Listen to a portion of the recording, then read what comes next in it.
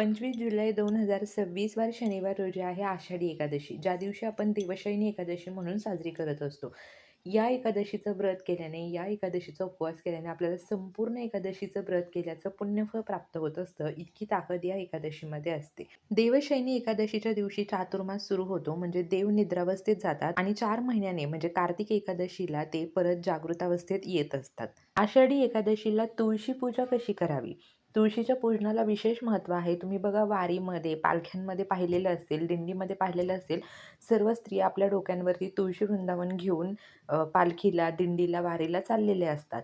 तर याच तुळशी मातेची पूजा आपल्याला अगदी साध्या सोप्या पद्धतीने करायची आहे, की जेणेकरून आपल्याला ते पुण्यफळ प्राप्त होणार आहे. त्याबद्दलच आज या व्हिडिओमध्ये माहिती जाणून घेणार आहोत आणि काही महत्त्वाची शुभ अशी कार्यसुद्धा तुम्हाला या दिवशी करायची आहेत. ती कोणती जाणून घेऊया. श्री स्वामी समर्थ. मी प्रियंका ऑल कंटेंट या चॅनलमध्ये मी तुम्हा सर्वांचं मनापासून स्वागत करते. आषाढी एकादशीच्या दिवशी लवकर उठा, स्नान करा, स्वच्छ वस्त्र परिधान करा, आपला घराचा परिसर, घराच्या बाहेरचा परिसर स्वच्छ करा, उंबऱ्याला हळदीचं लेपन करा, रांगोळी काढा. तुळशी मातेची पूजा करण्यासाठी तुम्ही एक स्वच्छ तांब्याभर पाणी तुम्हाला तुळशीला अर्पण करायचं आहे. हळदी कुंकू अर्पण करा, अक्षता अर्पण करा, फुलं अर्पण करा, फुलांची छान माळ तुम्ही अर्पण करू शकता, तुपाचा दिवा लावा, अगरबत्ती लावा. त्याचप्रमाणे सध्या पावसाचं वातावरण असल्यामुळे तुळशी वृंदावन वगैरे थोडंसं खराब झालेलं असेल तर ते स्वच्छ करून काढा.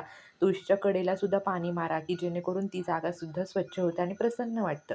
तुळशीसमोर छोटीशी का होईना पण एक रांगोळी नक्की काढा. अशा प्रकारे आषाढी एकादशीच्या दिवशी तुळशी पूजनाला विशेष महत्त्व आहे आणि प्रत्येकाने तुळशी पूजन हे केलंच पाहिजे.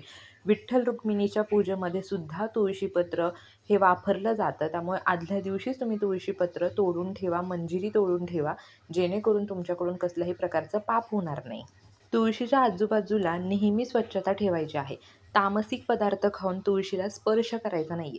बऱ्याच घरांमध्ये देवांना मानलं जात नाही. एकादशीच्या दिवशी तामसिक पदार्थ म्हणजे मांसाहार केला जातो आणि ते खाऊन तर चुकूनही कधी तुळशी मातेला स्पर्श करायचा नसतो. आषाढी एकादशीच्या दिवशी तुम्ही अशा प्रकारे तुळशी मातेची पूजा केली तर भगवान श्रीहरी विष्णू, तुळशी माता यांची कृपा तुम्हाला लाभते. आपल्या घरामध्ये सुख, शांती, समृद्धी लाभते. घरातील नकारात्मकता दूर होते.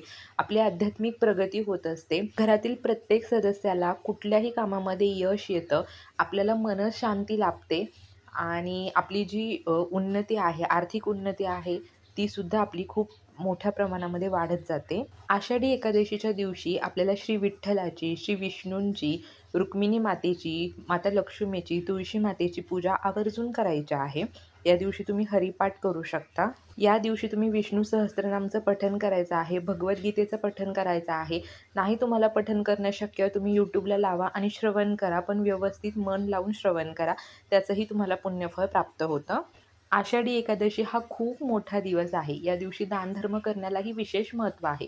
या दिवशी तुम्ही गरजू व्यक्तींना कुठल्याही प्रकारचं अन्न असेल किंवा मग तुम्ही त्यांना वस्त्रदान करू शकता किंवा तुमची यथाशक्ती असेल तर तुम्ही आर्थिक दानसुद्धा त्यांना करू शकता.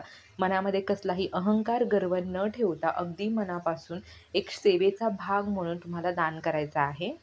इतर एकादशींचं व्रत आपल्याकडून होत नसेल, उपवास होत नसेल तर ॲटलिस्ट आषाढी एकादशीचं व्रत, उपवास नक्की करा. संपूर्ण एकादशी केल्याचं पुण्यफळ प्राप्त होईल. त्यामुळे खूप शुभ असा हा दिवस आहे.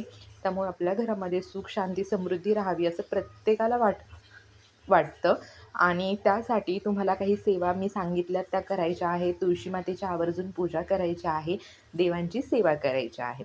माहिती आवडली असेल तर व्हिडिओला लाईक करा. कमेंट बॉक्समध्ये श्री विठू माऊली लिहायला विसरू नका. Shri Swami Samarth. Bless you all.